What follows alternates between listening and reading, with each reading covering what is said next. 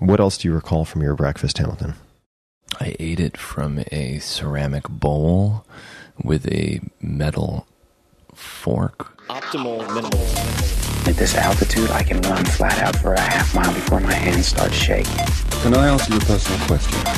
Now would seem an appropriate time. What if I did the opposite? I'm a cybernetic organism, living tissue over metal endoskeleton. Me too, Ferriss show. This episode is brought to you by Inktel, and I've used them personally. Ever since I wrote the 4-Hour Workweek, I've been asked over and over again how I choose to delegate tasks, how I do 80-20 analysis, and so on. At the root of many of those decisions is a simple question, actually two questions. Number one, how can I invest money to improve my quality of life? I use that in investing as well. The second, how can I spend a little money or moderate money to save significant time? Inktel is one of those investments. They're a turnkey solution for all of your imaginable customer care needs. I used Inktel during the launch of the 4-Hour Body, which was very, very involved, and they provided 24/7 customer service for my Land Rush campaign because it was critical for me to take care of every person who purchased my books and participated. This allowed me to focus on the things that I am better at, my strengths, like the marketing plan that we'd worked on for 6 months, implementing that.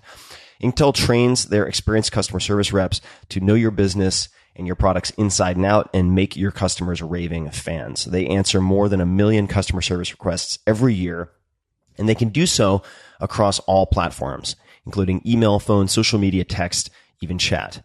Leaving your customers with poor service or just mediocre service, which, by the way, in a competitive pool is a huge liability. Long wait times or unanswered messages carries a massive cost and risk to your business. Inktel removes the logistics and headaches of this type of communication, allowing you to focus on your strengths and grow your business.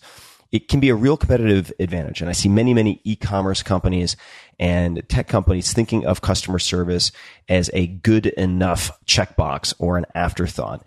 And just like Airbnb used design in innovative ways to be a competitor and to win, you can do the same thing with customer service. So as a listener of this podcast, you can get up to $10,000 off. That's a big discount. $10,000 off your startup fees and costs by visiting inktel.com/Tim. So check it out. For more info, go to inktel.com, inktel.com/Tim. This episode is brought to you by Leadership in Turbulent Times, which is the latest book by the ever amazing Pulitzer Prize winning author Doris Kearns Goodwin. I had her on the podcast not too long ago, and she just blew everyone away. What an incredible storyteller and weaver of history and lessons from history. You can check that out if you want at tim.blog/Doris, Doris. It was a captivating conversation that really blew me away. Leadership in Turbulent Times, that is the latest book, is a culmination of 5 decades of acclaimed studies in presidential history, which offers an illuminating exploration of the early development, that's super key, early development, growth, and exercise of leadership, and draws upon 4 presidents, which we'll get to in a second. Goodwin asks and answers in those pages the questions, are leaders born or made? Where does ambition come from? How does adversity affect the growth of leadership? Does the leader make the times or do the times make the leader? And she draws upon the 4 presidents she has studied most closely, namely Abraham Lincoln, Theodore Roosevelt, Franklin D. Roosevelt, and Lyndon B. Johnson, to show how they recognized leadership qualities within themselves and were recognized as leaders by others. And I mentioned early development being key because it goes back to their first sojourns and experiments and attempts at engaging with policy and public life, and covers their failures, their near misses, and lessons learned. So it applies to anyone who is trying to make a study of leadership or how they can better lead, both themselves and others. It's important to underscore that no common pattern describes completely a single trajectory of leadership. Although set apart in background, abilities, and temperament, these 4 men shared a fierce ambition and deep-seated resilience that enabled them to surmount uncommon hardships. And at their best, all 4 were guided by a sense of moral purpose. This seminal work provides an accessible and essential roadmap for aspiring and established leaders in every field. I highly, highly recommend it. For more information, you can visit DorisKearnsGoodwin.com. That's Doris Kearns, Kearns, Goodwin.com. And Leadership in Turbulent Times is available in hardcover, ebook, and audio wherever books are sold. Check it out. Well, hello, boys and girls, ladies and germs. This is Tim Ferriss, and welcome to another episode of The Tim Ferriss Show. Today's guest, I'm going to keep this intro short and skip the preamble because I'm so excited to share this with you, is Hamilton Morris. On Twitter, at Hamilton Morris, Instagram, at Hamilton Morris, who is a writer, documentarian, and scientific researcher who currently studies the chemistry and pharmacology of tryptamines. What are those? We'll talk about it. At the University of the Sciences in Philadelphia. His writing has been featured in Harper's, Playboy, and Vice, and he is the creator of the television series, and oh my goodness do I love it, Hamilton's Pharmacopeia or Pharmacopeia, which you don't have to worry about spelling. It's easy to find as soon as you type in Hamilton's Pharma anywhere that you want to find it, whether that's Amazon Prime or wherever, which recently completed its second season, and it is absolutely one of my favorite series of the last 5 years. I don't know how on earth it took me so long to find this. It's fantastic, and I encourage you to check it out. His website, which should be up by the time this episode publishes, I'm going to keep prodding him, is HamiltonMorris.com. Hamilton, as you would think, MORRIS.com. And this episode goes into the chemistry of psychedelics and mind-altering substances, his adventures and misadventures around the world with different indigenous cultures, different clandestine chemists, and all sorts of characters. Very, very smart guy, exceptionally good at explaining complex subjects simply and making science sexy. Please meet Hamilton Morris. Hamilton, welcome to the show. Thanks for having me.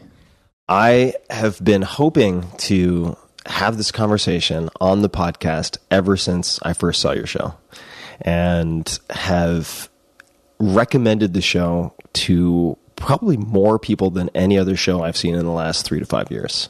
So thank you for making it, first of all. That's great. I'm glad you like it. And I wanted to begin the conversation. We're going to bounce around a lot. I will mispronounce many, many things, so please pardon my ignorance. That's fine. This has been a trend already in our conversations. But I thought we could start off by introducing people to a character they may not know, and that's Alexander Shulgin. And I think the best way to do this is to read the opening of the last interview with Alexander Shulgin. And here we go.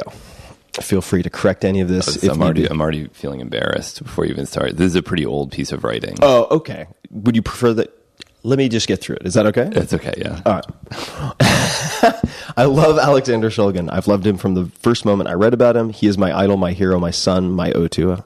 I love each of the 978 pages of his phenethylamine magnum opus, P-Call, Phenethylamines I Have Known and Loved, and every milligram of his 1.13 kilogram tryptamine treatise, T-Call, Tryptamines I Have Known and Loved. Above my bed, I've pinned a large picture of Shulgin cuddling with his wife, Anne. I often sleep with a copy of P-Call, not under my pillow, but as my pillow. He is the grandfather of ecstasy, the molecular magician, the atomic conquistador. Over the span of 50 years, he has created more new psychedelic drugs than the Amazon jungle ever has. He is more of a mythological creature, a chemical centaur, than he is a real person. Who is Alexander Shulgin?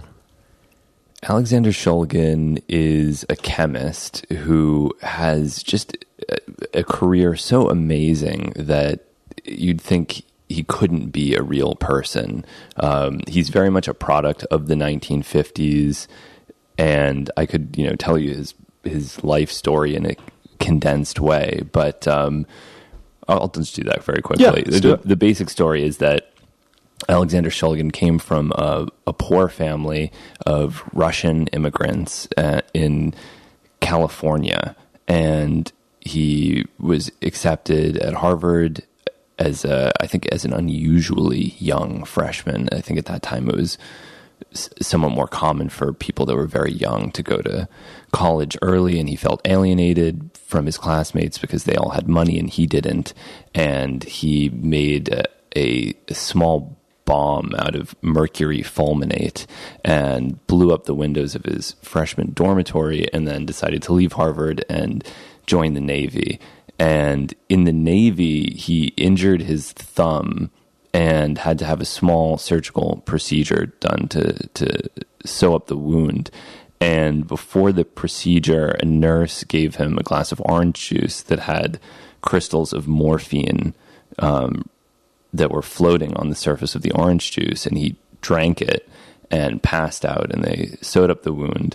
And when he regained consciousness, he thanked the nurse and said, "Thank you so much for giving me that morphine. It really made the procedure painless, and I don't think I could have gotten through it without the morphine." And she said, "There was no morphine. Those were sugar crystals." And that first encounter with the placebo effect was so profound for him that he realized he wanted to dedicate the rest of his life to understanding drugs and the mind. And when he was in the Navy, he brought this chemistry textbook with him by a chemist named Paul Carrere, and studied it. And, you know, these early chemistry textbooks, they had synthesis of mescaline, synthesis of lysergic acid, synthesis of harmaline. All these things they weren't treated as taboo subjects. They were simply legitimate areas of scientific inquiry. So he was being exposed to all of this chemistry that would later serve as the foundation of his career. And then he got out of the Navy, went to Berkeley, got a degree in biochemistry, and started working for Dow, which then was it was a controversial time because they were supporting the manufacture of napalm in Vietnam, and there was all of this sort of political protests surrounding the work. But he had developed a profitable insecticide called Zectran, and because he'd made them all of this money, they said, "You can do whatever you want." So while he was still working at Dow, he started making a variety of different psychedelics. And you can actually see his Dow notebooks online with the Dow logo and everything. And at that point, he was not only synthesizing these things, but he was testing them on himself, which was the only effective way to do it. And at some point, they decided they didn't want him to do that anymore, but he had enough money that he decided to continue the research in his backyard. And he did this all openly. He didn't hide anything. He published in the most prestigious scientific journals then and now, Nature and Science, and he did it all from his home address with no university affiliation. And he did amazing research. I mean, there are entire pharmaceutical companies that have done less than he did in his backyard. He is considered responsible for reintroducing MDMA as a psychotherapeutic tool. In addition to that, he created countless derivatives of MDMA. He also created a chemical called Ariadne or dimoxamine that was used as a potential treatment for senile dementia. He created methadone, which he patented as an antidepressant. I mean, you could go on and on and on about the amazing contributions of this guy. So he's someone that, you rarely have these experiences in life where you can point to them and say, that changed my life. But I remember as a high school student reading a profile of him in the New York Times Magazine, sitting in my parents' kitchen and thinking, and I wasn't even very interested in drugs. I mean, I was maybe I was probably a little bit more interested than a typical high school student, but I wasn't a druggie. I had smoked salvia and used cannabis a number of times and drank alcohol a number of times, but I wasn't actively pursuing this. And then I read a profile of this guy and thought, wow, he is inventing not only new drugs, but new types of drugs that I didn't know existed and no one knew existed. And he's doing it in his backyard. What an amazing human being. What a totally fascinating creature this person is. And became pretty seriously obsessed with him, ordered his books, read the books. And the books, I think, have many levels to them that you come to appreciate. There's the superficial level, which is you read these things and they're fantastic. Some of the best, not just best books about drugs ever written, some of the best books about science ever written. So, if you're just interested in science, I can't recommend these books. Are they accessible to non-chemists? Yes, they're absolutely accessible to non-chemists because there's a narrative component to each book, a love story, and stories that are more accessible. And then there's hardcore chemistry as well. So the typical way somebody reads these books is you read the stories and you read the qualitative effects of the drugs and you kind of skim over the chemistry because it's too complicated. And that's the way I read it the first time as well.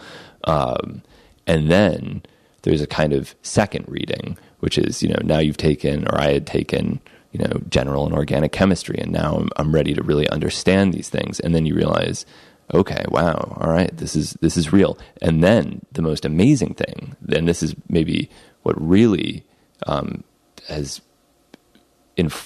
reinforced my love for him, is then following some of these recipes in a university research laboratory and realizing this is real. This really works. These are scientific tools, and the syntheses that he provided are not only effective, they're often brilliant routes to producing these compounds. And what an amazing contribution this man made. What made him so good, in the sense that presumably other people had access to the same books and similar training? I don't know what distinguishes a great chemist from a merely good chemist. Well, he would actually often say that he was a terrible chemist because his PhD was not in chemistry. He was more interested in biochemistry and enzymes and things like that, and that's an interest that carries over into a lot of his later work in certain ways. But what made him great is not so much the chemistry itself, although that was fantastic, and I would never suggest that it wasn't. But what made him great was he had a perspective on science that a lot of people don't have. A lot of people, they think whatever they're doing right now is state of the art because it is. And they don't think, well, what if this fMRI stuff we're doing right now, what if a decade from now it's all garbage? And what if this was a huge, very expensive waste of time? But what's the one thing that won't be a waste of time? What is certain to be timeless? And that's experience. That's the one thing that never becomes obsolete. And he understood that. If he had been like so many of his colleagues and said, oh, wow, I just discovered a new derivative of mescaline. I can't wait to cut out a strip of a rat's uterus and place it in a bath and see if this mescaline derivative causes the strip of uterus to contract. This will be so interesting to find out. Well, all the research that was done on isolated uterus tissue and things like that, it's all obsolete. You can't cite that in a scientific paper in a meaningful way without kind of understanding that it's not considered useful because it doesn't differentiate between the different subtypes of serotonin receptors, and there's so many variables to consider. So he understood all that these pharmacological assays were flawed, but his own experience was the bottom line. That's what mattered. And there have been a number of philosophers that I think had a similar attitude. Goethe also wrote this amazing book on colors. I don't know if you know about this book, but he's I know of it. I haven't read it. I have a friend who's a memory competitor who has read this and recommended it to me. Well, it's a really amazing idea. I've been reading it recently, and he was saying, physicists are saying the color is made of waves of light, or there's these different theories, but what difference does it make? We don't experience color as waves of light. So why don't we take our own experience as seriously as the physicists that are measuring the wavelengths of each color of light? And why don't I sit and describe the experience of green, and sit and describe the experience of yellow, and what it's like, and what does it look like during the day, and what does it look like at night, and how does it change? Everything that I can observe, and to not underestimate my perceptual apparatus as a sort of analytical device. How generalizable, what is the value of the subjective experience, or describing that experience, and how generalizable is it? I mean, you mentioned color, so it makes me think of how certain cultures treat and perceive colors very differently. Right, of course. So in the case of, say, a Shulgin or others, what do you see in the value, or what did he see in the value of describing the subjective experience? And I'm sure the question a lot of people are wondering is, how the hell did he risk mitigate? Like, if he's creating these novel compounds, how do you think about risk in such a case? Right. And that's a great question. There's two ways to think about the risk issue. There's one way that you could say, like, how could he possibly have done this? It was so dangerous. He was the first person to synthesize these things. No one knew anything about them. They hadn't even been given to rodents yet. So how could he possibly take that risk? The flip side is, do we really know anything about any drugs that we take? I mean, there's still fundamental debate going on right now about whether or not cannabis decreases IQ after long-term use. I mean, I have the psychopharmacology textbook that I was using when I was in college says that it does. Then there's endless debate about it. We haven't resolved very basic aspects of the toxicity of the most widely used drugs on Earth. So I would say, before we magnify the potential danger in unknown substances, we shouldn't minimize the potential danger in the known substances, because really everything is unknown to a certain extent. And the basic way that he mitigated that risk, and he actually published a scientific article describing his methodology that's worth reading for anyone that wants to get into this area, is to start small, to start at 1/10 of whatever the absolute smallest imaginable dose might be for something. So if it's suppose you made, this is just completely hypothetical, suppose you made 6-methyl DMT. 6-methyl DMT is likely to be inactive. It probably won't have any activity. But just to be safe, if I were hypothetically making that, I might want to start at 100 micrograms. All evidence would point to it being less potent than DMT, but why risk it? Start at 100, nothing. In an hour, move up to 200, then move up to 400, and then over the course of days, very gradually escalate the dose. And if you do it that way, you can say with a pretty high level of certainty that you won't poison yourself, because even if it were cyanide, you wouldn't poison yourself if you were doing it that way. You would recognize that it was toxic before you reached anything close to a lethal dose of the material. Same would be true of strychnine. There are very few... Which you wouldn't advise. Which I would not advise people, although strychnine has been used medicinally in the past, and I would actually be curious about trying it at a low dose, but maybe this just shows the sort of person I am. What would people search for if they wanted to find that methodology and his description of it? I believe it was published in the journal Psychopharmacology. I think it's called any type of gingerbread trail, and we can put it in the show notes, but we can give it a... I can definitely pull it up for you quickly with a Google search. I can't remember off the top of my head. Perfect. Yeah, no problem. Well, and for people listening, we'll put that in the show notes. And also for people listening, a quick audio engineer note here in my sound studio. This is the hour of the Blue Jay. So if you hear any birds in the background, those are Blue Jays. And it is my kitchen table. So Shulgin, he's captured my fascination in the last few years. But part of me is maybe embarrassed or insecure about picking up this book beyond the narratives because I know no chemistry. I've never taken a chemistry class. How would you recommend, or would you recommend, to people who are out of school, who would like to gain a basic literacy in chemistry, is there any particular approach that you would recommend? Definitely. Yeah. I mean, I think this is a great time to learn anything. There's so many educational resources available to people on the internet. So, when I was taking organic chemistry, there are 2 books called Organic Chemistry as a Second Language, Part 1 and Part 2. Those are fantastic, very well written, very clear, very accessible books. Do you need are there any prerequisites before reading this, or can you just hop right into? It just depends, I would say, on your basic foundational scientific literacy. I would say for most people that have, let's say, high school level understanding of chemistry, in the sense that they know about elements and things like that, that should be accessible. I believe it's been a little while since I've looked at it, but I remember it being pretty accessible. And then there's Khan Academy videos that are very good as well. And there's a kind of an industry. There's actually a pretty big educational industry surrounding organic chemistry specifically because it's a class that's taken by a lot of people that don't want to be taking it. Right.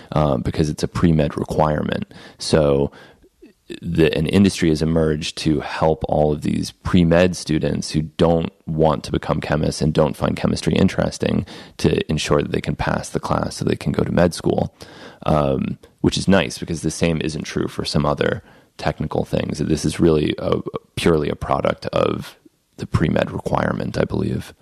I remember having another scientist had spoken with Nav on a prior episode with Peter Tia. For people who've listened to this podcast for a while, you've seen these characters recur. Had recommended actually getting the test prep books for some of these related subjects. I think it was something or other 101 that was all in a Q&A format. But the organic chemistry as a second language will be on the shopping list. Definitely get that. And then the other thing is, I learn about things when I have a practical application for them. There's a lot of things that as an abstract idea don't have a lot of value. So, and I say this with some hesitation, but if you really want to learn these things, the absolute best way to learn them is to do chemistry. Ideally in such a way that you don't hurt yourself or other people or get arrested. But there's a lot of basic chemistry work like distillation that you can do. And it's a lot of fun to distill essential oils or to extract various things from plants. You could extract piperine from black pepper or a number of different things. And that's not illegal. And it gives you a basic idea of how to do these sorts of chemical manipulations. I think that if I didn't have experience working in a lab, I don't think I could ever care about chemistry as much as I do, because you need that practical application typically to really dig deep into something. When did psychedelics enter your life experience? And why has it stuck and held your interest for so long? I was always aware of them and always interested in them, even as a child. I remember there was a book called Buzzed that was a sort of like, I think my school library had a copy of it, and it was an educational drug book, and they had a section about DMT in it. And I remember even as maybe a fifth or a sixth grader thinking, oh wow, this DMT stuff, it's called they call it the businessman's trip on the street. and that sure sounds interesting. And I remember I don't even know if this place still exists, but there was a shopping mall called The Garage in Harvard Square. I grew up in Cambridge, and I remember a drug dealer approaching me at the garage and saying, do you want some LSD? And I said, well, I don't really want LSD, but I would like some DMT if you have that. The discerning consumer of street psychedelics. It was probably 12 or something like that.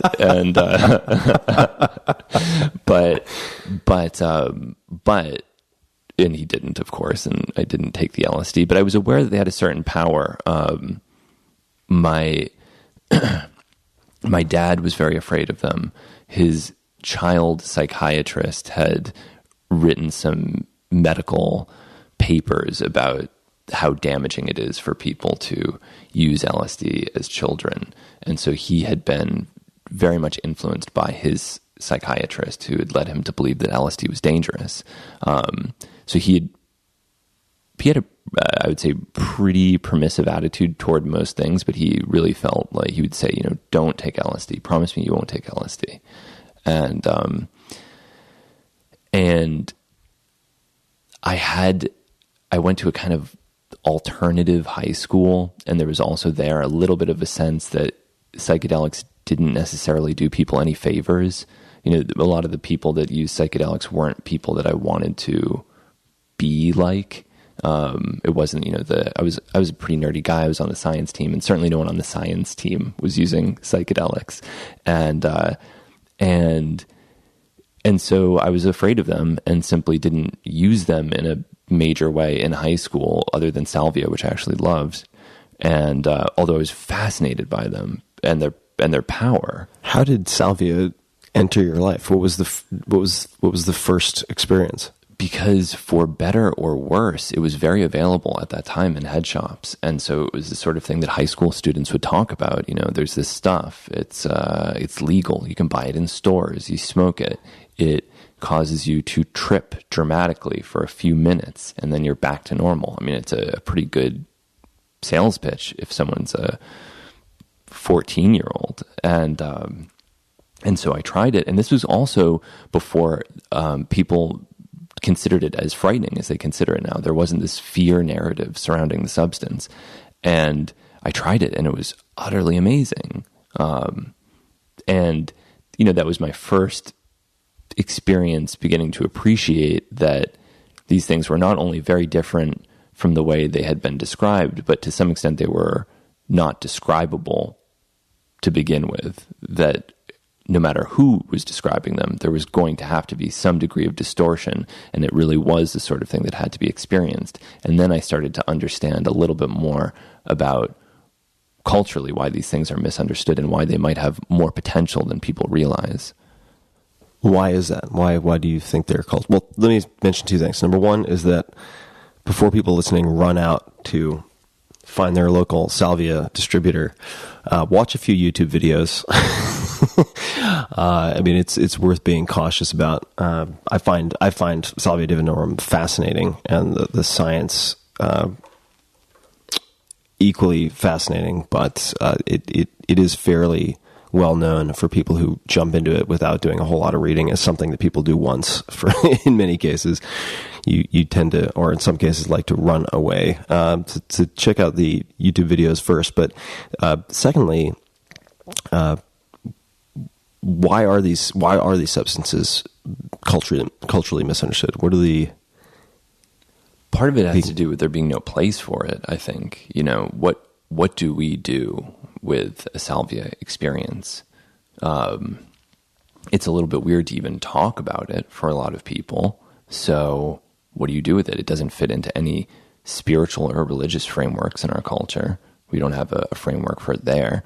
Scientifically, at least at that time, it was barely studied. I think when I first used it, it may have been before they even understood that it was a kappa opioid receptor agonist or anything about it. So there isn't a lot to do with them, so they become marginalized almost because there's nowhere else for them but the margins. It's, you know, what do? You can write an Arrowhead experience report and tell your friends about it, and then that's the end of it. But the potential, of course, extends far beyond that. And these are really important tools for studying consciousness, and in certain cultures, or even in our own, if you develop a framework to do it, could be ways of treating disease or having a spiritual type experience. What would you consider yourself, and this is not a trick question, there's no right answer here, but since you use the word to be spiritual, a spiritual person? I am not a spiritual person at all. In fact, I'm not even sure I know what the word spiritual means. Me neither. Yeah. So in that case, what is there value, or what is there value in the spiritual experience for someone like yourself? Yes, or I don't know. It's lacking a better descriptor. I mean, I recognize that maybe that's not the right word to use, but I don't know how else to label it. Well, there's a very tangible value, which is that, you know, along with the visual distortions and the distortions of time and sense of self, there's often these very simple positive things that emerge, like a sense of love for my parents, something like that, love for my friends, appreciation for being alive, gratitude, a desire to work hard, to use the time that I have on earth in a way that will benefit other people. You know, these are basic things that sometimes emerge from the experience, and to feel those things in a genuine way is fantastic. It's really good, especially if you are a somewhat cynical materialist person. And when I say materialist, I don't mean in the like acquisitive sense of the word, but just in the sense that you believe in physical reality as the ultimate be all end all. And it doesn't change that belief, but it gives me a sense that within that physical reality, there's tremendous depth and beauty and so many things worthy of exploration. We were chatting a little bit yesterday about something that I'd love to dig into, which is very closely related and is, I suppose, reflective of some trouble I've had with interacting with various types of explorers in this realm, meaning scientists on one hand, if I can simplify it, you've these sort of hard scientists on one end of the spectrum who almost, I'm not going to say universally, but very much fall, I would say, in line with the type of thinking you're describing. And then on the other end of the spectrum, people coming from looking at psychedelics from a, for lack of a better adjective, shamanic perspective. And it's hard to get, there seems to be allergies on both sides to the other in some cases. What are the reservations that you have about, aside from not believing in the deity, spirits, whatever might be used for explaining things on the shamanic side? It seems to be many people in these psychedelic experiences want that type of context, or they seek, say, the shaman of one type or another to provide them with this container and experience. And even people who are otherwise would view themselves as very hyper-rational. How do you think about the sort of shamanic cultural context? We lack it here, but there are cultures where that does exist, but it comes along with a lot more. Right. That's a complicated question. And there's a lot of aspects to it that I find slightly problematic. One is that plants are the be-all, end-all. I think that plants are a wonderful starting place, and they introduce us to so many things. And maybe those things are the best. Maybe DMT is as good as it gets. But I've had the opportunity to try a number of different DMT derivatives, MET, MPT, DPT, DIPT, and so on, NIPT, and a number of others. And what I can say about having tried all these different tryptamine derivatives of DMT is that they have different properties and might be better for different things, that we don't need to use these in a one-size-fits-all manner. So, for example, people often talk about ego death. I, for whatever reason, don't even like using these psychoanalytic terms when describing psychedelic experience. But for whatever reason, with DMT, it tends to be about me, about my life, my friends, my family, my associations. With DPT, it feels more universal. It feels like this is an experience that anyone, my DPT experience could have been your DPT experience, or could have been anyone in the world's DPT experience, because it's not about me. It's not about my life. It's about life. And I think with the shamanic route, there's often a lot of dogma. There's a lot of, this is the way to do it, and this is what's traditional. And there's a little bit of discouragement of experimentation in favor of what is traditional. And that's fantastic, because we have a lot to learn from these traditions, without question, an enormous amount to learn. But I don't think we've figured it out. I don't think any culture has figured it out. And I am most in favor of anyone that is continually trying to push things forward, trying to see how can they be even better than they are. How can they, and that's maybe not a good mindset. Maybe it's better to just be satisfied, but this is, maybe that's a scientific mindset. How can we change it? How can we make it better for people that don't like to vomit? How can we make it better for people that want a shorter experience, or people that are sensitive to this or that? And I mean, we chatted about this a little bit yesterday, but also the not just the specificity of action, or being able to use derivatives for different types of experiences, but also the reliability or accuracy of dosing. Right. Yes. Which maybe you could chat about for a second. Yeah. I mean, I think that if there's one thing that is not talked about enough in the realm of psychedelics and drugs in general, it's dose. Dose is so important to understanding a drug's effect, and it's often not even discussed. You know, people will say, oh, I hated Adderall, I hated this, I hated that. And I'll say, oh, really, you hated Adderall? How much were you taking? And they'll say, oh, I don't know, a pill. Well, there's 20 milligram pills and there's 5 milligram pills, and which one were you taking? And it makes a big difference. It makes a huge difference. I mean, this is, you know, the toxicology is founded on this idea, Paracelsus's idea, that the dose is the poison, that the difference between a medicine and a poison is the dose. And with plants, you don't have that luxury of knowing the dose. You simply don't. There's tremendous variability. Then on top of that, they're often being prepared in one way or another that can make it even harder to know exactly how much is being consumed. And then someone drinks a cup of brew and they say, I don't like ayahuasca, it's too strong, or I didn't feel anything, I'm not sensitive to ayahuasca. And what's sad about that is you can't learn from the experience because you don't know what you took in the first place. Whereas if they had taken 45 milligrams of DMT freebase and a synthetic MAOI, then you could say, interesting, maybe you're unusually insensitive to DMT. Next time, try 55 milligrams and work your way up gradually, and eventually you'll find the dose that works for you. And you can kind of troubleshoot the psychedelic experience. It doesn't need to be just a I felt it or I didn't feel it or it was too much or it wasn't enough thing. You can figure out what works for you. And that's really important because these are serious experiences.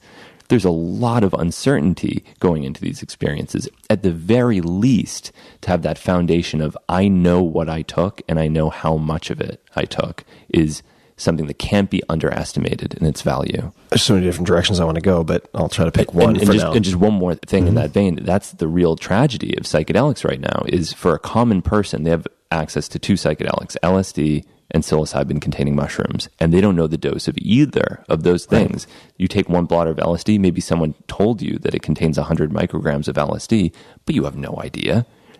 I have analyzed blotters of non-LSD containing lysergamides, like 1P-LSD blotter. I was working with a chemist friend on an experiment, and there's variation across the blotter. Then on top of that, there's different salts of these different things, these different lysergamides. So you don't know how much you're taking to begin with. Making the assumption that it's exactly 100 micrograms per blotter is a huge mistake. You have no idea. And the same is true of mushrooms. Even the same species grown on the same substrate, there can be variation in potency between two different mushrooms. There can be variation in potency across the same mushroom between the stem and the cap. So now, and just for sake of clarity, when you say variation in potency, we're not talking like a 10% difference in potency. Well, there's a chemist named Joshin, I believe that's how you pronounce it, Joshin Gartz, and he published some work on this, so you can see exactly how much variation he observed. There hasn't been as much research on it as I would like, but the general takeaway is that these things are not homogeneous, and if you're going into what is potentially a very profound experience, you really want to have that baseline confidence that I took this much of something. I think it really helps and is not to be underestimated. I mean, particularly if you're coming in, as many people would, with a reasonable level of anxiety or fear or apprehension about something that you've never experienced, that people describe, well, I suppose this is maybe an oxymoron, but describe as ineffable. Are there any books you would recommend or resources that you could recommend to people aside from Shulgin's books for those who would like to learn more about psychedelics? And you mentioned consciousness. I'm wondering if there are any books that you've found very thought-provoking that don't also activate your gag reflex, given sort of the squishy nature of some of the writing. Right. There's one book that I think hits all of those points you just made that's really fantastic. It was written by my thesis advisor, Nicholas Langlitz, and the name of the book is Neuropsychedelia. It's an academic book, so it's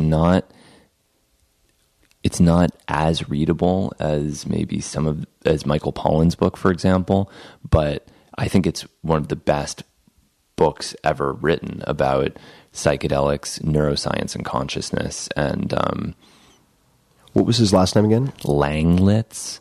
And he's a really interesting guy, MD, PhD, really very dedicated to understanding the subject. And he looks at it, it came out almost a decade before the Michael Pollan book, but it also takes a very different perspective on the value of a lot of the neuroimaging research. So I think it's a fantastic book that I can't recommend enough. For those that are interested in the historical and anthropological aspects of all of this, you have there's an anthropologist named Douglas Sharon who wrote a lot about San Pedro. He's fantastic. There's Marlene Dobkin de Rios, who wrote a lot about ayahuasca in the 80s and maybe even in the late 70s. She's fantastic. There is, of course, Jonathan Ott, who wrote Pharmacopeia. He's fantastic and has written many books, and he's great for getting a sort of wide historical and scientific view of things. I think he was one of the best for that. Great. I will put all those in the show notes for folks, so you'll have links to all of those. Why put together the TV show? Why do so much work? I mean, having some understanding based on our conversation, also just watching the show, you realize how much work it is to put something like that together. Why do it? I wanted to do it for a number of reasons. One is that I've always felt that even that there are trends in journalism, and that certain things become demonized, and then everyone talks about how terrible they are, and then the public decides that that's truly the case. So, right now, no one could write an article about opioids being good. You simply couldn't do that. It wouldn't be allowed. You'd be violently attacked. But you can easily write an article about how psilocybin is good, and you will be congratulated for doing that. And I started thinking about what things can and can't be talked about, and what can I talk about that no one else is going to talk about. And the main thing that I was interested in with the show is clandestine drug synthesis. That's sort of the thing that I feel is most widely misrepresented in the media, are the people that run underground drug labs. So somebody at Johns Hopkins, if they're doing research with psilocybin, we're very eager to congratulate them for their work. But someone who's actually responsible for providing these drugs to the public so that normal people can use them, we're eager to demonize them, even though they're risking their freedom to do that. And they're typically not bad people. And in many cases, they're very good, idealistically motivated people that do this because they think it's the right thing to do with their lives. They really believe in it. So I thought, okay, with my understanding of chemistry, this would be a great opportunity to clear up a lot of the misconceptions regarding clandestine drug synthesis. That was kind of the most important thing for me to do. But then beyond that, I wanted to tell drug stories that hadn't been told, and to present a basic case for understanding the value of these things. And there's a lot of different ways to do that. You can say that, look, this is valued by an indigenous group, and they've integrated this into their traditions and into their spirituality, and they really appreciate it. So maybe think twice before making it illegal, because these people are not only not experiencing problems with it, it's making their lives better. So think very carefully before making a plant illegal. That's one basic idea that I wanted to communicate. But then the other is, these are real scientific tools. I've been on both sides of this discussion journalistically. I've had the opportunity to interview enormous numbers of people and to be interviewed many, many times. And from being on the opposite side, from being interviewed and profiled by people, I've become aware of how stupid a lot of these discussions are, and how easy it is for people to minimize and reduce the importance of all of this. It's just drugs. It's everything. It's your consciousness. all of medicine, medicinal chemistry, pharmacology. This is not a niche subject of study. This is one of the most important areas known to mankind and has been for thousands of years, are medicines. So just to get people, at the very least, even if they don't like it, to acknowledge its value and to take it a little bit seriously and not just say, oh, drugs, just that stuff that druggies use. It's so much more than that. So I've recommended this. I've recommended, let's see, a few different pronunciations, but Hamilton's Pharmacopeia. Don't worry about the spelling. Just search Hamilton on your favorite provider and you'll find the show.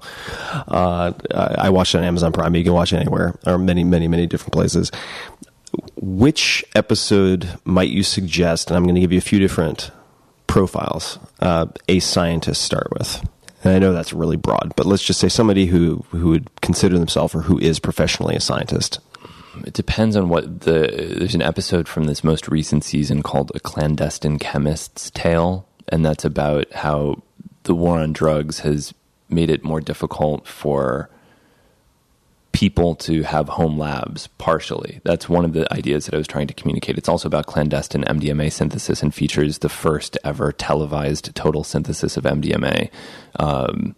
And it's real. It's, that's what you see is a real synthesis of MDMA. So just the amazingness of even capturing that on film is something that I think is cool for almost anyone who really wants to see this is where it comes from. This is how it's done. It goes, we start with, I didn't, but the chemist starts with, crude sassafras root bark oil and takes it all the way down to the recrystallized MDMA hydrochloride over the course of 5 days. And I was just kind of blown away by watching that process.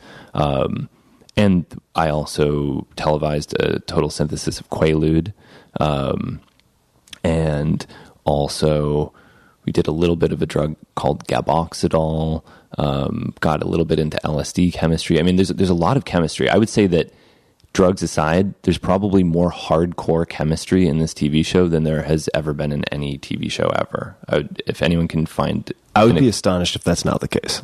Which is cool. I mean, yeah. I think it's great because people find it interesting, and I get so many emails from people saying that they find chemistry interesting for the first time. And the way to do it wasn't to simplify it. It was to show people how complicated it is. Well, it's not only not dumbed down, but I love that routinely in these episodes, and I'd like to think of myself as a reasonably well-read guy, but I haven't taken much chemistry, and you'll go through a number of different diagrams, or they'll have certain words will come up, and there is no pause for a 10-minute explanation of the term. It's provided in context, but it is sophisticated. It's a sophisticated show, but still very entertaining to watch. For someone who is a non-scientist, let's just say they're fascinated by what they have read about psychedelics or heard about psychedelics. They've never taken a psychedelic. They find it terrifying on some level, the prospect.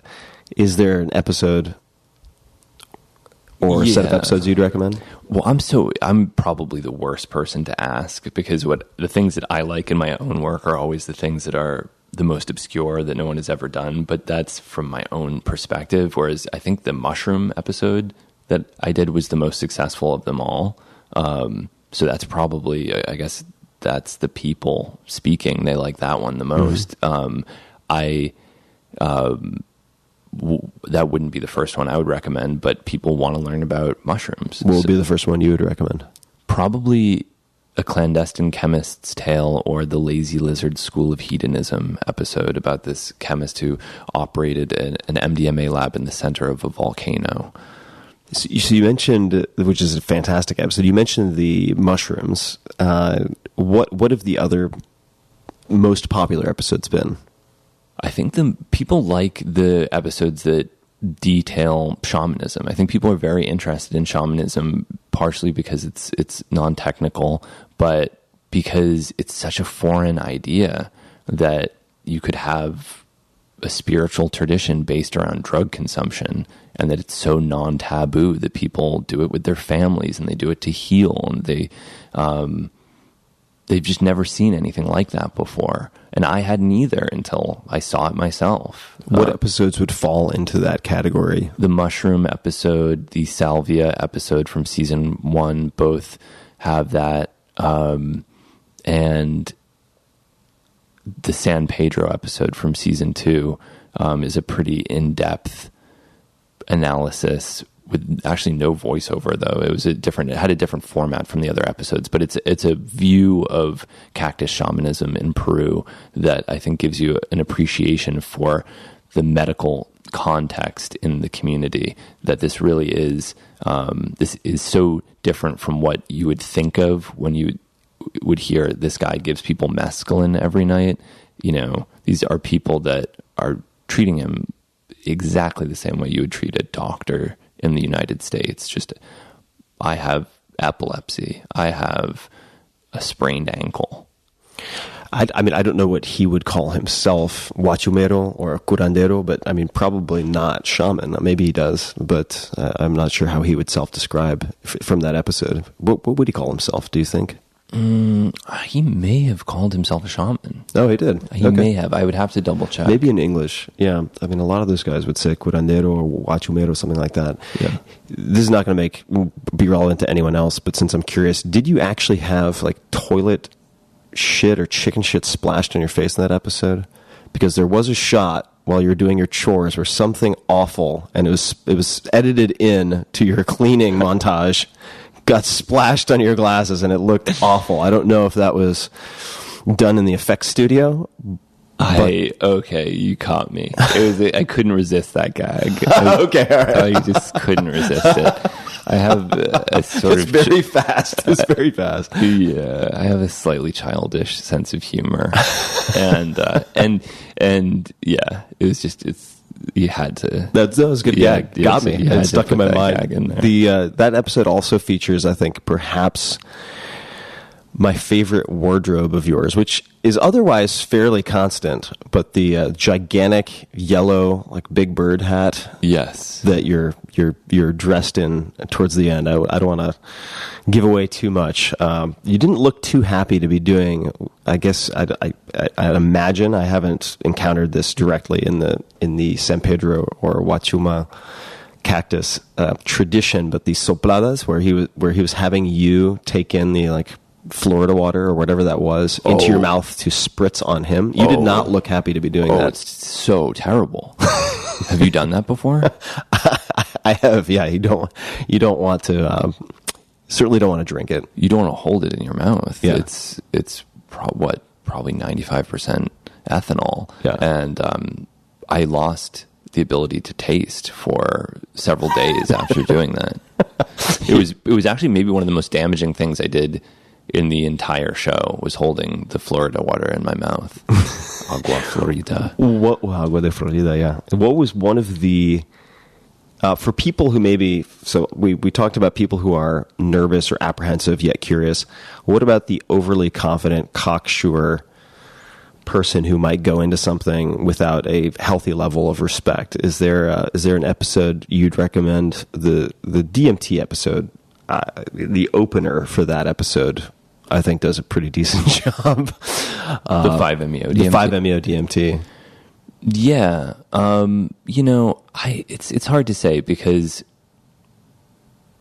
that's a great example. And I've seen that outside of my film work. I've seen someone who had a very cocky attitude approach 5-MeO DMT is like, I've done a 10-strip, dude.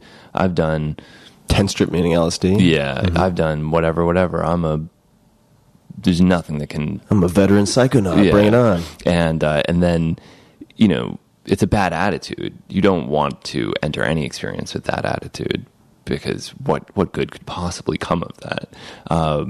So it's good to take things seriously. You don't want to be afraid, but it's a serious experience. I mean, I would say it's no less serious than being reborn. So if you want to be reborn with a angry, cocky, confrontational attitude, then go for it. But it's probably not the best approach. But, that's the other thing is I've had to cultivate a really laissez-faire attitude toward a lot of things to do my show effectively. If you're going to be a journalist and you're going to interview people, you can't constantly be telling them what's right and what's wrong. Yep. And there's a lot of moralism and there's a lot of psychedelic prescriptivism in the community. People love to say, you're doing it wrong. You're not serious enough. You're just trying to get high. It's not respectful. It's not traditional. It's abuse.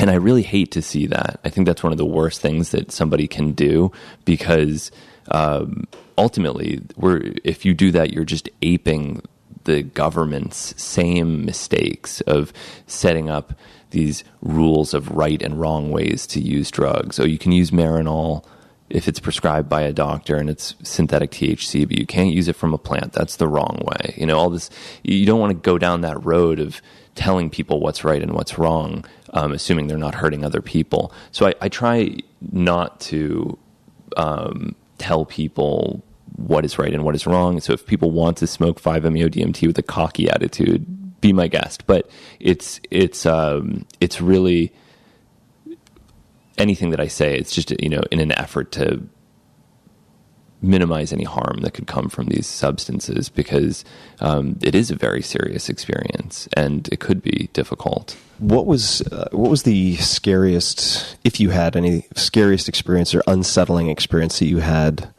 Not necessarily, they're given the places that you were going to. I can think of a few scenarios offhand. With Kratom, also safety. My God, there's so many ways that you could put yourself into difficult situations that are unrelated to the psychedelic the consumption of psychedelics themselves. But were there any experiences you had that were particularly difficult?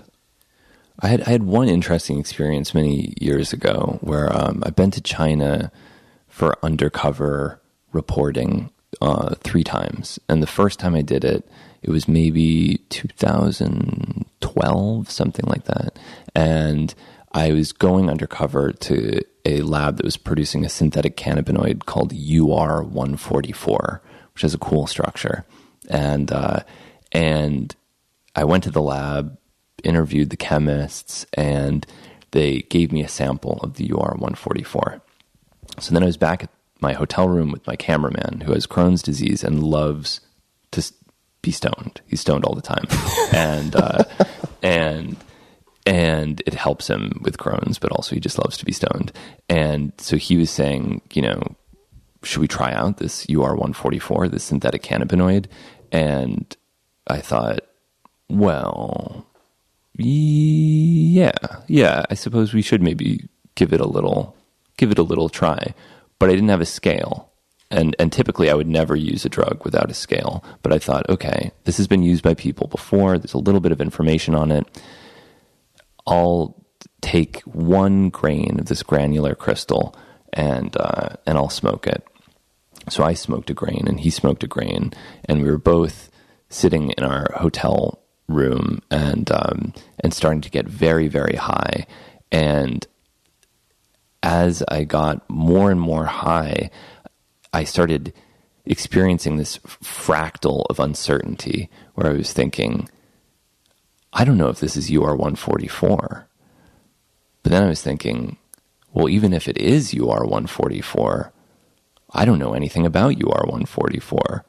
I don't know if it has toxic metabolites. I don't know if it is carcinogenic. I don't know if it has any form of toxicity.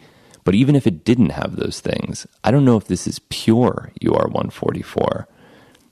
And if it isn't pure, I don't know anything about the toxicity of those impurities. But even if it is pure and doesn't have toxic impurities, I don't know the dose that I consumed. I could have maybe consumed an overdose. And, just going on and on and on, all the branching uncertainty about safety and purity and potency and dose. And I was fine, actually, and actually ended up having a good experience. But it just made me think, you don't want to go down the fractal of uncertainty road. You want to minimize the uncertainty as much as you can, because your own mind is already infinitely uncertain. So why not at least know that you've consumed UR144 and know that you've consumed 1 milligram so you can at least rest on that foundation. So the negative experiences that I've had have almost always been a product of uncertainty and inadequate preparation. I would say that the negative experiences that I have had after carefully measuring doses have typically been okay, because I did have that ability to fall back on. I took 1.4 milligrams. Previously, I'd taken 1. This is not going to be that much stronger. I'm going to be okay. It was over 4 hours last time. It's going to be over 4 hours this time. And you also have the ability and the training to assess or improve purity yourself. Right? That's true. That is true. Yeah. So minimizing uncertainty, I think, is really important. But then some of these things are more challenging, and 5-MeO-DMT is an example of that. It has an ability to really frighten people. There's some people that only have these negative experiences. And when I was using it most recently, there's a chemist, Casey Hardison, who's a friend of mine, and he had gone out drinking with a friend of his, and after drinking a little bit, they decided to smoke 5-MeO-DMT together, and they both smoked it at the same time, which is something that you shouldn't do. You want somebody watching over you, and they both dissociated because it has a sort of dissociative character. And when my friend Casey came back, his friend was dead. He had asphyxiated on his vomit while he was in this state, and there was no one watching him. Holy shit. Yeah. So that's a pretty frightening thing to have happened. And then I was filming this piece about it, and I remember talking to this gynecologist turned toad venom shaman, and I was saying, I really have some reservations about this, to be honest with you, because this friend of a friend very recently died, and the fact that happened it's frightening to me. And he was saying, oh yes, how it was so terrible, just terrible, and no one ever would have expected it to happen to him because, of course, he was the son of a shaman. And I was saying, oh, I didn't realize he was the son of a shaman. That's interesting. And he was saying, oh, you're talking about the recent death in Brazil? And I was saying, no, this is the recent death in Colorado. There are multiple recent deaths. And, so just the fact that it's even implicated in these deaths, even though it's not a direct effect, a direct toxic effect, it's always people drowning while they're dissociated or asphyxiating on their vomit. But just the fact that this had happened at all was enough to really give me some concerns about doing it. So you mentioned drowning. So I have to ask, because I wanted to save it for this conversation. It's part of the reason that the 5-MeO episode opener is so attention grabbing. Why on earth did the, I suppose, shaman / facilitator choose a location with so much water and so many rocks? I have gotten so much criticism for featuring that. And that's an interesting thing about making these documentaries, is that there's a question of showing things the way they are, even if the way they are is potentially unsafe, or trying to always set an example for other people. Because I don't want to misrepresent reality and say things are a way that they're not. But at the same time, that experience showed me that you want to maybe set an example. I certainly got a lot of criticism for it. His reason for doing his sessions by the water is, I think, simply that it was a beautiful location, and the people that were smoking the venom were very experienced, so he thought that they could handle it. But clearly there's a risk of drowning, and clearly you could hurt yourself on a sharp rock or something like that. I want to revisit something we chatted about a little bit last night, because I had asked you, and feel free to correct my recollection here, why you hadn't produced an episode with ayahuasca. And I don't remember this train of conversation in the truth barrel in the sauna, but I found what you said very thought-provoking, and I wanted to explore it here. I don't know if you recall where we picked up, but it was related to shamanism and the providing of explanation, I believe it was, or something along those lines. And the mention of uncertainty earlier helped me to recall that portion of the conversation. But why not feature ayahuasca? Well, there's a number. We can get back to that.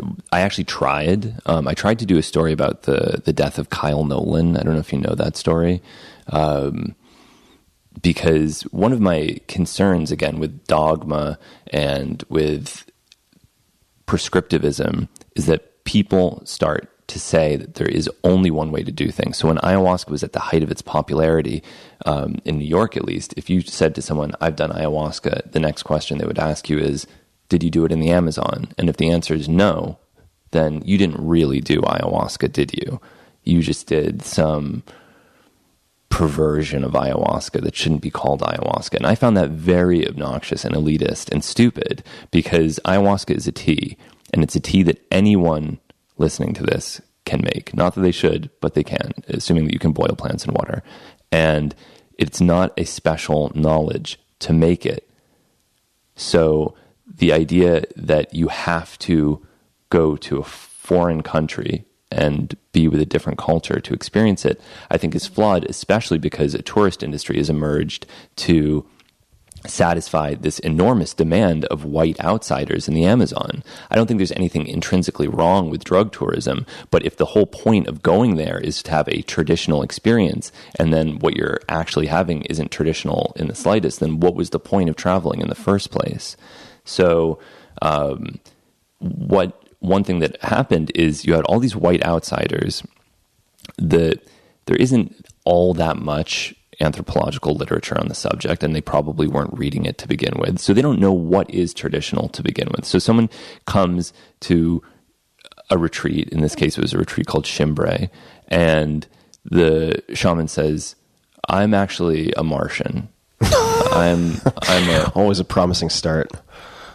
Is it? But this is a question. Yeah. So you're a white outsider, yeah, and somebody says, I'm a Martian. Yeah. You don't want to appear racist. Right. This could be their tradition. You don't know what their tradition is. Right. Maybe they come from a long line of Martians, and it would be very offensive to question their Martian heritage. Right. You don't know. True. So no one wants to say anything. So people are getting away with saying absolutely ridiculous things about themselves, just neglecting their duties, forget spiritual duties, just their duties as basically babysitters. They're not watching people. And there was a teenager named Kyle Nolan who went to Peru to have one of these sorts of experiences with a shaman named Maestro Moncoluto, and he disappeared. His parents go to the retreat looking for him. The shaman says, he just walked away. Then they find his body buried in a shallow grave on the outskirts of the retreat. So as soon as that hits the news, and that was actually international news, it was in tabloids. I do remember when that happened. Yeah. Then all these people come out of the woodwork and say, that Maestro Moncoluto, I always knew there was something up with him. I always knew there was something wrong. He would say that he would just sit and watch soap operas while everyone was on ayahuasca. He wasn't watching anyone. And something about that struck me as being very dangerous, that people cared more about what they perceived as being traditional than what was effective or what was safe.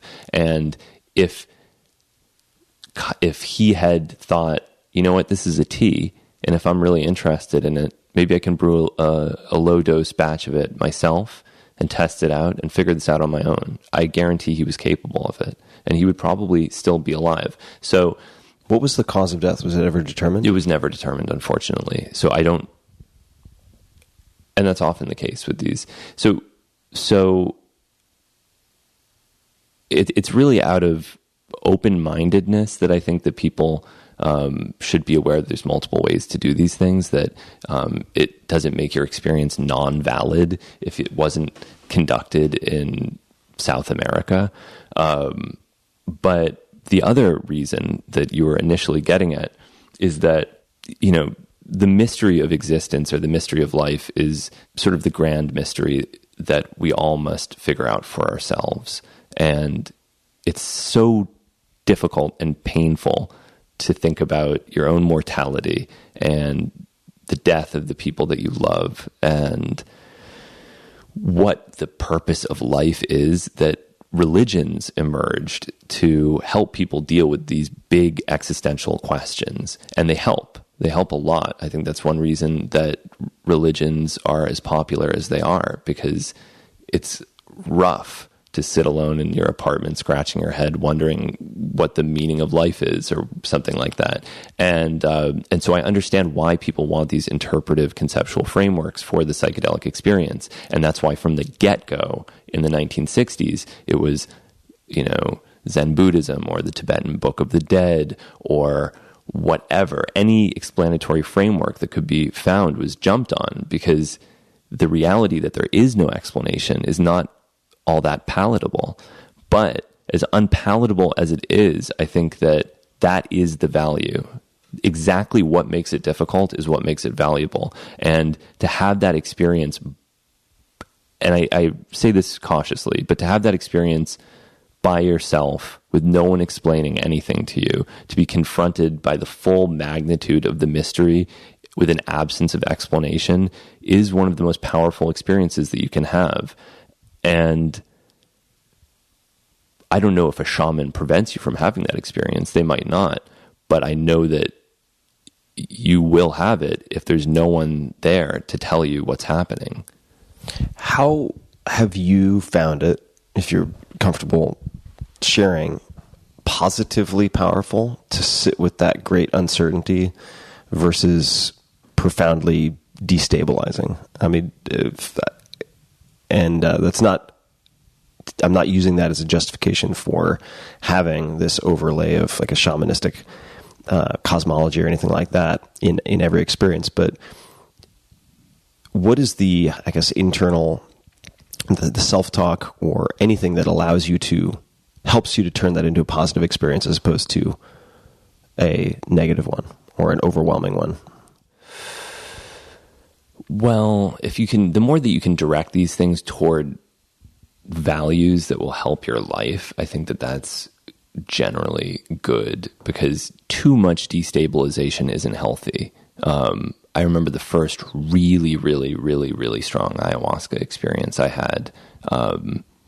I had a bit of that. I remember my friend was watching Seinfeld in the other room, and I came out of it thinking. And when you say ayahuasca, are you talking about the Pharmahuasca, synthetic DMT with meclobamide, and coming out of it and thinking, well, that was a deconstruction of everything I have ever known and ever will know. I didn't know who I was. I didn't know what year it was. Time had completely deconstructed. I saw my entire life as a book, with each day a page in the book, and just these profound reconceptualizations of every aspect of being. And then you come out of it, and what do? Do you go and join your friend and watch Seinfeld? I think that'd be very difficult to do. I don't know, or maybe the easiest thing in the world. I wasn't inside your experience at the time. What did you do? I apprehensively watched some Seinfeld and then decided against the Seinfeld. Newman. And what did you gain from that experience, if anything? I mean, what did you take from that? Well, it's okay. Here's what I would say about that experience is that I don't know what to do with experiences of that magnitude. And I'm reluctant to find a framework that explains it. So I don't know that it's especially beneficial. I don't think it was damaging, but I can say that at lower doses, ayahuasca has had much more practical benefit, and sometimes almost cartoonishly practical. Could you give an example? Yes. I remember once I had taken a low dose, I believe it was 45 milligrams of DMT with 300 milligrams of meclobamide. And I was writing, and I was really enjoying everything that I was writing. And I was thinking, damn, I'm getting some good writing done. I'm really working through ideas in an effective way. I'm loving this. But you know what would make it that much better is a little nicotine gum, because I like nicotine gum. And that will make my thoughts sharper. That will give me enhanced clarity. And it will make my writing even better if I'm chewing nicotine gum. And then I looked at the nicotine gum and I thought, but then this is the thought that underlies all addiction. This is the thought that underlies all compulsive behaviors. I want more. It's not good enough the way it is. I want it to be that much better, but it will never be good enough. And the nicotine gum is already inside me. I can create my own nicotine gum. And I dramatically threw the nicotine gum across the room. I was like, I don't need this. I already am the nicotine gum. And you know, that's, I think, why these things can have an anti-addictive effect. One of the reasons is, you know, there's all sorts of pharmacological reasons, but even psychologically, they teach you that all these things are inside you and that you have the ability to create these sorts of drug effects on your own to some extent, that it's all, you know, it's your acetylcholine receptors that are being activated. You can activate them on your own. You know, it's a flashback to Shulgin with the sugar crystals on the right. orange juice. That's amazing. I'd never heard that story. Right. Yeah. Yeah. So that's a very practical thing, is don't chew nicotine gum to make your writing better, because it's already inside you and you just can create it yourself. And I've had so many of those sorts of low level practical experiences. And I really like that, because it's not about time. Like, what can I tell you about how my sense of time was deconstructed? I could go on and on about it, and you wouldn't understand and I wouldn't understand. And it exists outside of the realm of any sort of comfortable comprehension, at least for me. Whereas thoughts about addiction, about how you construct your life, about how you ration your love, or how much love you have, or how to integrate love into your existence, those are things that you have practical applications. And I think that's important, are the practical applications. So this may or may not be a good segue, but I'm going to give it a shot anyway. I know nothing of Wade Davis. I don't know if you'd be open to describing who Wade Davis is, and perhaps furthermore defining the cultural matrix. But sure. Who is Wade Davis? Wade Davis was a student of Richard Evans Schultes at Harvard. He was an ethnobotanist who came to prominence in the 80s after writing a book called The Serpent and the Rainbow, and proposing... Later made into a movie by Wes Craven, and proposing this pretty outrageous idea that the idea of zombies in Haiti was not only real in the sense that there really was zombification. This wasn't some kind of folk legend, but that there was a intricate pharmacological explanation for how these zombies were created that involved scopolamine and the toxin from pufferfish, TTX. So really amazing idea. He got a huge amount of criticism for it at the time of its publication, and was even accused of fraud or contaminating his samples with TTX to prove his hypothesis. It was very, very controversial at the time, but it's such an interesting idea, and it hadn't been adequately tested. I wanted to go back, and did in 2009, to collect samples just to see if anyone else could find further evidence for what he said, because that's one thing that people do all the time, is they endlessly debate, is it real, is it not real, instead of just going out and trying to see for yourself and collect new samples and do additional analysis and figure it out. But he's had a lot of luck, I'll tell you that. He's one of these guys where the number of crazy things that he collected in his career, it borders on being suspicious, and I understand why people regard him with suspicion, because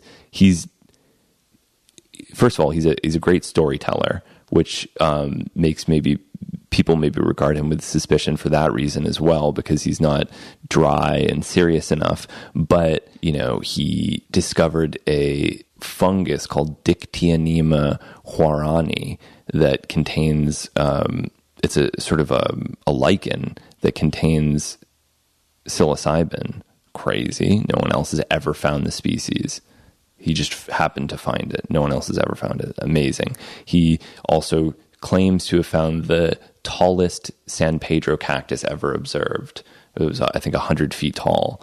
Okay. That one strikes me as unbelievable, but I've examined the specimen at the Harvard herbarium myself, and read his descriptions of it. I think maybe he didn't bring a tape measure with him and made a little bit of a generous estimation of its height, but he really also was, by all accounts, a very hard worker and really was, out there talking to people. He was a prolific writer and made a lot of really amazing discoveries. Was the field exploration and sort of the cultural examination, is that something that you try to emulate? Or is that... it seems like that's a strong component of at least the TV show. Sure. From what I can tell. There's another compound that I wanted to chat about, which is Ibogaine. We didn't really get into it yesterday over dinner, but can you perhaps introduce people to what Ibogaine is and why it might be of interest or is of interest? Yeah, so Ibogaine is an alkaloid that is found in the roots of a central West African plant called Tabernanthe iboga. And it's a pretty amazing molecule. It's very, very difficult to synthesize. All of the Ibogaine that's used commercially has to be extracted from plants. It's very complicated structurally, and pharmacologically, it is one of the most complicated drugs I've ever read about. But the reason that people are interested in Ibogaine is there was a guy named Howard Lotsof who was addicted to heroin. He tried Ibogaine sort of on a whim, and then afterwards lost his desire to use heroin and patented it as an anti-addictive intervention for treatment of heroin addiction. So it's a pretty amazing thing. I mean, one of the most difficult pharmacological tasks is getting people off of opioids, to the point that, to some extent, people have thrown up their hands and said, all right, the best we can do is agonist replacement therapy. We'll give them methadone, we'll give them buprenorphine, and we're just giving them another opioid that's regulated, and that's the best treatment we have. When it comes to actually getting people off of it, there's nothing in terms of pharmacotherapy. There's, clinics that specialize in helping people wean off of it, but we don't have drugs that are designed to reduce the addictiveness of the opioid itself. So it seems to have that effect for a lot of people. Unfortunately, it hasn't been studied as well as I would hope, because it's a Schedule I drug in the United States, which has interfered with scientific research. But what's really amazing about Ibogaine is, even though it's famous for its treatment of opioid addiction, is that I think it has a general anti-addictive, anti-compulsive effect. It also works for alcoholism. It also works for methamphetamine addiction. It seems to work for many compulsive behaviors. Does it only have that persistence of effect at high doses? That is a question that hasn't been thoroughly investigated, but my guess is that there are alternative dosing strategies that are safer than taking single high doses, which are referred to as flood doses, and that would be microdosing over longer periods of time, or taking lower doses over longer periods of time. And this is especially useful because Ibogaine is cardiotoxic and has been associated with a number of deaths. So any way to reduce that toxicity is a boon to the therapeutic use of the substance. Are there other, outside of addiction, are there other applications or potential applications of Ibogaine that people are exploring or hypothesizing? Yes. So one of the most interesting things that I have researched regarding Ibogaine is its effect on a protein called GDNF, that's glial-derived neurotrophic factor. And this is a protein that is very useful in the treatment of Parkinson's disease. There's been some limited clinical work where they showed that it can cause a regrowth of dopaminergic neurons, and which is the mechanism of Parkinson's damage to the brain is loss of dopaminergic neurons, so it's directly reversing the toxic effect of Parkinson's. And they found that Ibogaine causes a release of this same therapeutic protein. So that's pretty damn useful. And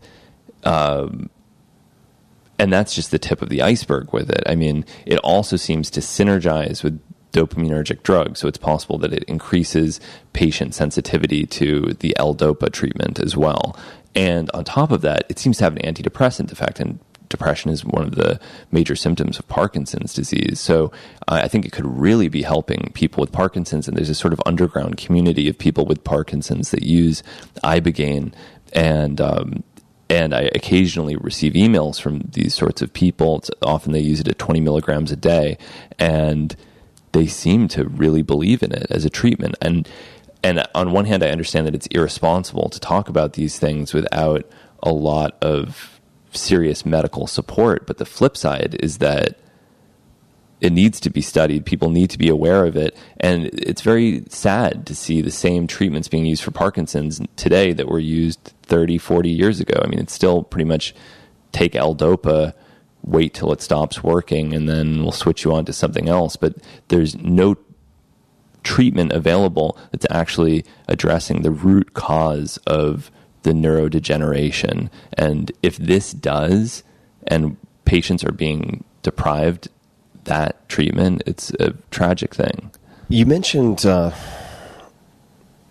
in the beginning of your description of Ibogaine that it's extracted from plants and is difficult to synthesize. Very, very difficult, yeah. And this is, I'm so glad to have you on the show for there are many, many reasons, but also just to discuss this spectrum of kind of, I don't know, scientific materialist, I'm not sure if that's the right description, all the way to, say, shamanistic practices and so on. But there's because while watching the 5-MeO DMT episode and the capturing of toads, and also your commentary at the end, it made me think or contemplate how one of the weaknesses of the argument for whole plants is that, or squeezing toads for that matter, is it seems very environmentally unsustainable. And if the objective is to get some of these compounds to, I mean, you could have farms like they do in Brazil for Santo Daime, where they have ayahuasca vines for just hectares and hectares and hectares. But oh wow, that's amazing! Have you seen that? I haven't seen it, but I know a guy who knows a guy.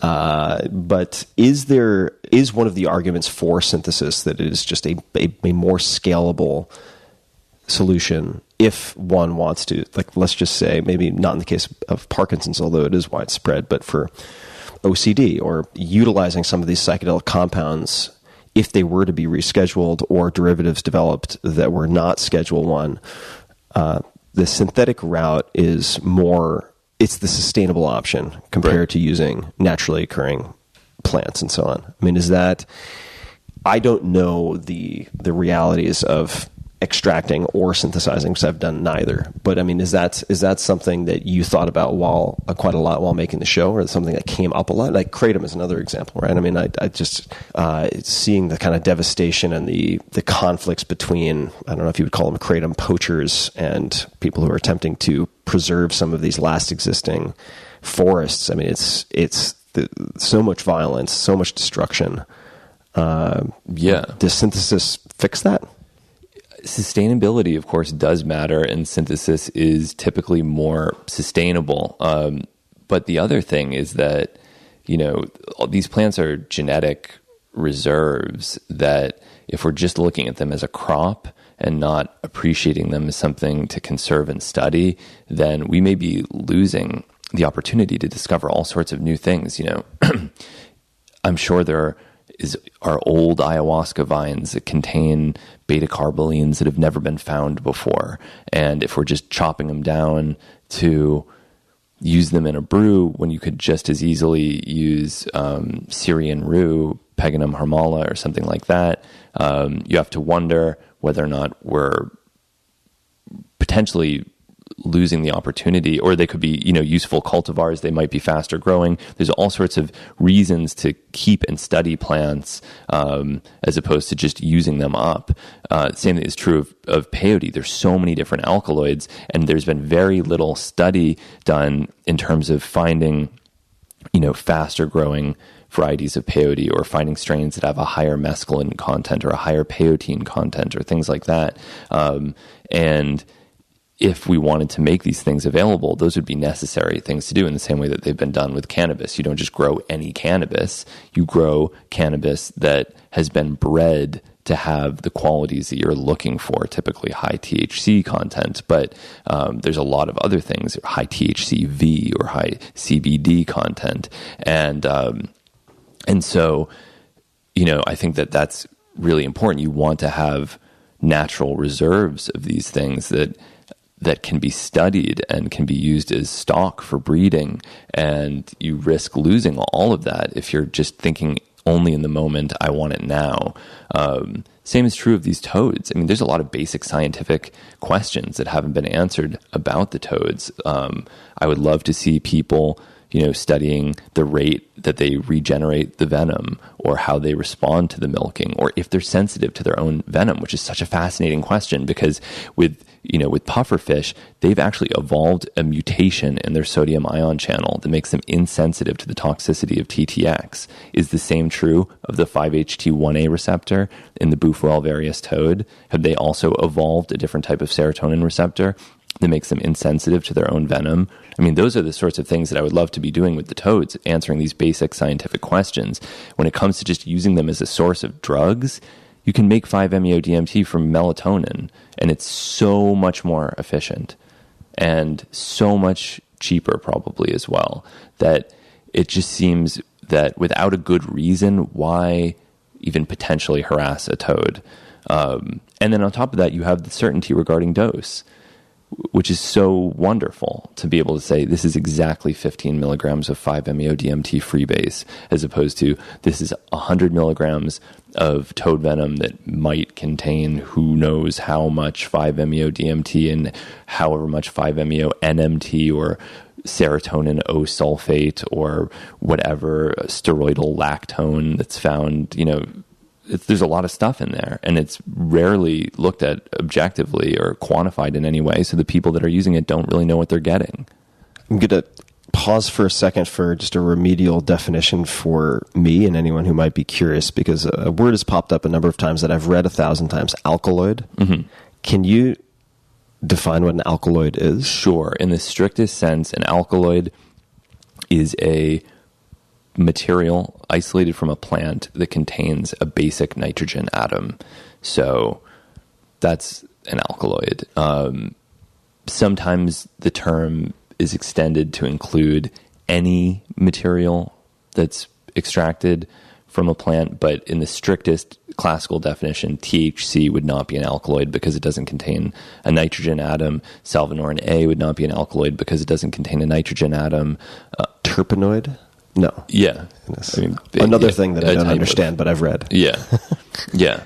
So that's it. It's a term mostly derived from the classical methods of extraction from plants. So all these drugs that have basic nitrogen atoms behave in a certain way chemically and can be extracted from plants using an acid-base extraction.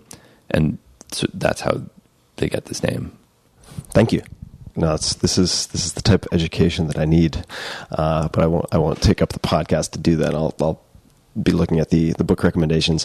I'd love to. I know we have not too much time left, and I'm keeping an eye on time, but gear shift to smart drugs, nootropics. I'm not sure how to pronounce that either.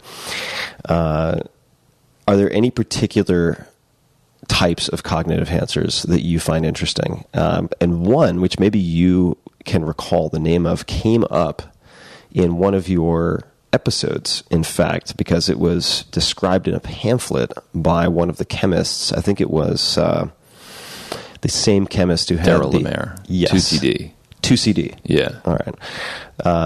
So are there any particular cognitive enhancers that you have found effective and or interesting?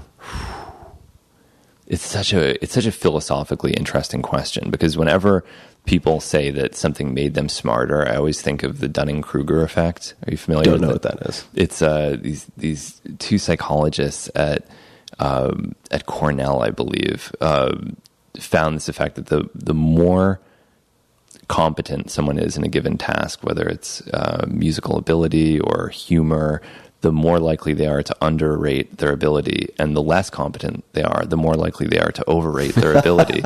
So I always wonder, what would be the manifestation of a true cognitive enhancer? Would it make you feel stupid? Would it make you feel increasingly aware of all the things you don't know? Would you feel intellectually ashamed of yourself? And could it be that the true smart drugs have all been abandoned because they actually made people feel abysmally stupid? There's a major problem with self-assessment in the realm of nootropics. Just because something makes you feel smarter does not mean that you are smarter. And then there's a larger question of, how do we define intelligence? What does it mean to be smart? Is having an improved memory, does that mean that you're smarter? Is being more creative a sign of intelligence? It's typically not included in any kind of objective measure of intelligence. So how do you define it to begin with? And what are these drugs doing? And what is the intended effect? It's a really complicated question. The most basic thing, I think, is memory. That's the thing that most people can agree, if they had a better memory, it would be useful. And I do believe that some of these things, often some of the most mundane things like nicotine, improve memory and aid focus a little bit. So of all the things that I've tried in the realm of nootropics, and it's many, the one that I still use is just nicotine gum. I try to use it less. I sometimes don't use it at all. I know that I told that story about not using it, but I still chew it on occasion because it really helps me read, especially if I'm going, plowing through a dense novel or something. I like to go to the library and pop in a square of nicotine gum and just really try to focus. But, Noopept was okay. PRL 853 was okay. Phenylparacetam is okay. They're all, typically it's the stimulating ones that are a little bit better. But then the question is, are these nootropics or are they simply stimulants? And are stimulants nootropics? How do we designate these things? Have you tried 2CD? I have not. Yes, absolutely. And 2CD is really interesting because one thing, if you read about people, mnemonists, people with photographic memories, one thing they all seem to have in common is they're all synesthetes. Right. And one thing I've wondered about that synesthesia that they have is this multisensory cross-linking of information aiding recall? Because and just for people listening, just to define that term, so it's if people who may smell colors or visualize numbers, that's the type of cross-linking that you see in these, like The Mind of a Mnemonist by A.J. Luria gets into this in great depth. But sorry to interrupt, please continue. Right. So if when you think of an orange, it's not just an orange, it's the color, it's the smell, it's the taste, it's the sound, it's the texture, and there's all this multisensory encoding of the information. Does that allow you to recall the orange in a different way, or do you have more handles on that memory that allow you to retrieve it more easily? So psychedelics also induce synesthesia, and that was one question that I had, is could this synesthesia inducing effect be harnessed in order to aid retention of information? And I don't have a real answer to that question, but I think that if drugs like 2CB do have any sort of nootropic effect, it may be as a result of that kind of I mean, there's different ways. That maybe encouraging synesthesia would be one way. Another way might be just a basic stimulant effect. Another way might be that they cause you to approach problems from a different perspective.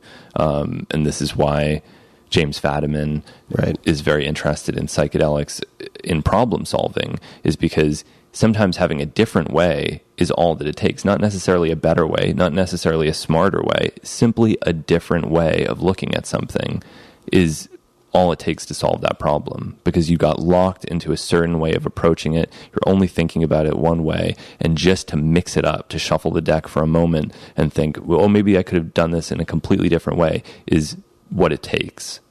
Jim's great. He's really fun to chat with too. About the studies that they had conducted related to the problem solving with hard sciences and a lot of engineering problems. For people interested, I also spoke with Jim on the podcast, so you can find the Fadiman episode pretty easily. But for you personally, then, if you had nicotine gum currently in pole position, would you put anything in second and third place? I think, the classics, nicotine, caffeine. Just like caffeine anhydrous, or I'm not sure if I'm pronouncing that correctly. Yeah, you are, yeah. Sweet. And, good old-fashioned Ritalin on occasion. I say this with a little bit of reluctance because stimulants are addictive, and it's kind of a bad habit to get into, but I would be dishonest if I didn't acknowledge the fact that using low-dose Ritalin has helped me. What does low dose mean? 10 milligrams. I don't take it every day, but it's a tricky one because it does give you a certain intellectual stamina that helps you read and write and think. And I think that with a lot of discipline, you could achieve those same effects without Ritalin, but it's helped me. You mentioned something that I want to come back to just for a moment for people who might be listening and interested, if they want to assess before and after effects on cognition. You can find online tests that are used in studies to assess reaction time, working memory, things of that type. So if one were proactively looking at the before and after effects of just about anything, I mean, yerba mate or alcohol, doesn't really matter. There are tests if you look up some of the studies done by any number of cognitive neuroscience, Kahneman, and others, where you can you can identify online tests that can give you help you to establish a baseline if you want to look at some of the effects. Yeah. But yeah, the intelligence can be fine sliced into so many different component areas. Right. I mean, it can get really, really complex for people who would be. I was actually involved with a study. People should check this out. He's also been on the podcast. Adam Ghazali out of UCSF at the Ghazali Lab. They developed a software called NeuroRacer that was very, very effective. They ended up, I think it was the cover of Nature at one point, being able to reverse certain aspects of age-related cognitive decline. And then after the cessation of training with software, there's a persistence of effect, I want to say, at least 6 months later. It was really remarkable. So there are tests you can use to assess the effects of these types of compounds. Well, Hamilton, we could go on, or I could go on for hours and hours and hours, but I suppose we should probably wrap up in just a little bit. Where can people find you, say hello, and otherwise learn about your work? Yeah, I mean, I have a Twitter at Hamilton Morris and Instagram at Hamilton Morris. I'm starting a website, hamiltonmorris.com, but it's not up yet. My prediction is that we will have it up, the royal we, in this case, meaning Hamilton and people I might introduce you to, by the time that this goes live. So hamiltonmorris.com. hamiltonmorris.com. And if you want to watch my TV show, Hamilton's Pharmacopeia, it can be purchase for $3 an episode on iTunes and Amazon, and it's also free on Hulu, and it's on National Geographic and Viceland, and I'm sure you can also torrent it as well. And if you have Amazon Prime, I think it's actually available with Prime membership. Oh, good. As well. Is there anything, do you have any ask of the audience? Is there anything that people can help you with besides the TV show? Yeah, if, I self-fund a lot of the scientific research that I do. So if there are any psychedelic philanthropists out there that are interested in funding non-clinical basic science research, that's chemistry and pharmacology with no clinical end in sight, but are just interested in understanding the mechanisms of these substances, reach out to me, because in a chemistry lab, a couple $1,000 can go a long way. And it's always important to remember that without the basic science, the clinical work can't really be done. To what type of research would, if somebody's listening and says, you know what, I don't have a lot of money, but I could probably dig up $2,000 to $5,000 for something interesting, what might that be applied to? Right now, I'm working with a chemist named Jason Wallach, and we are trying to do a process called autoradiography, where you take a radio-labeled drug and you look at the distribution in the brain. And we're looking specifically at a drug that seems to distort the way sound is perceived based on Shulgin's reports.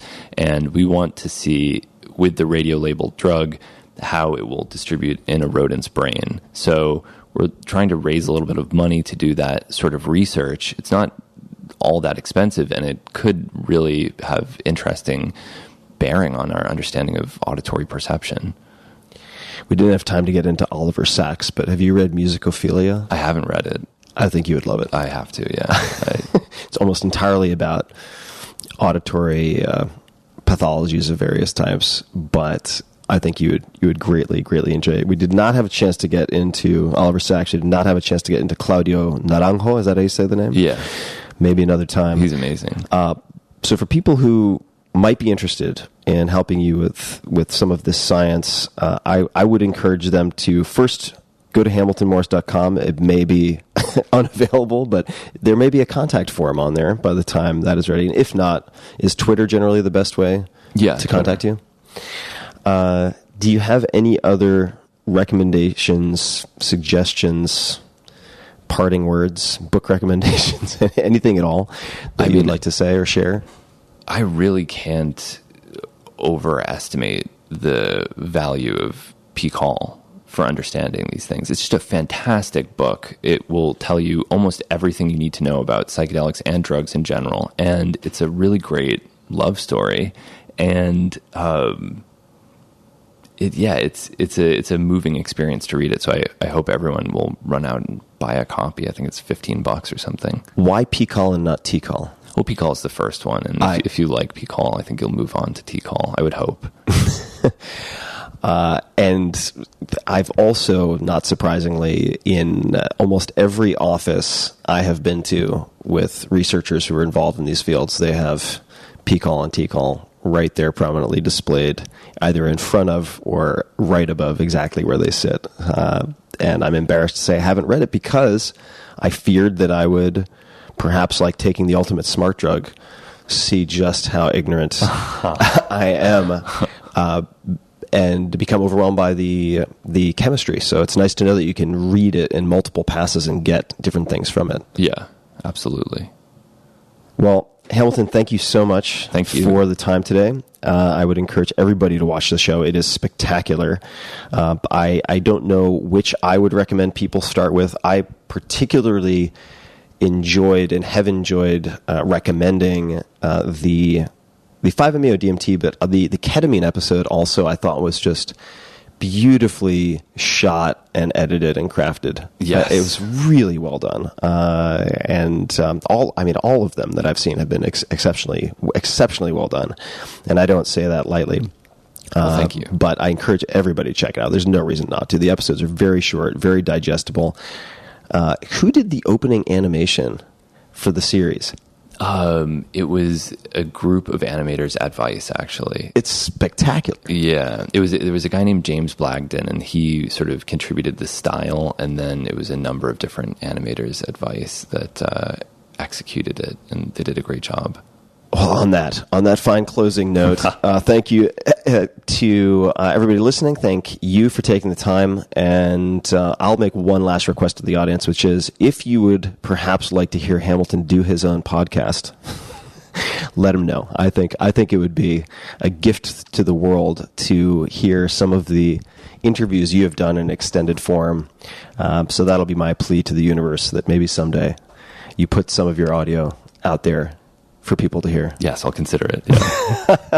Yeah. All right, guys, until next time, the show notes, we will include links to everything, the books mentioned, the studies that were conducted, or I should say conducted and published by Shulgin, including his self-experimentation methodology. I will figure out the best link for that. The Fadiman episode, tim.blog/Fadiman, Fadiman, and you can find links to Hamilton and everything else that we covered today at tim.blog/podcast. Hey guys, this is Tim again. Just a few more things before you take off. Number one, this is 5 Bullet Friday. Do you want to get a short email from me? Would you enjoy getting a short email from me every Friday that provides a little morsel of fun before the weekend? And 5 Bullet Friday is a very short email where I share the coolest things I've found or that I've been pondering over the week. That could include favorite new albums that I've discovered. It could include gizmos and gadgets and all sorts of weird shit that I've somehow dug up in the world of the esoteric as I do. It could include favorite articles that I've read and that I've shared with my close friends, for instance. And it's very short. It's just a little tiny bite of goodness before you head off for the weekend. So if you want to receive that, check it out. Just go to 4hourworkweek.com. That's 4hourworkweek.com, all spelled out, and just drop in your email, and you will get the very next one. And if you sign up, I hope you enjoy it.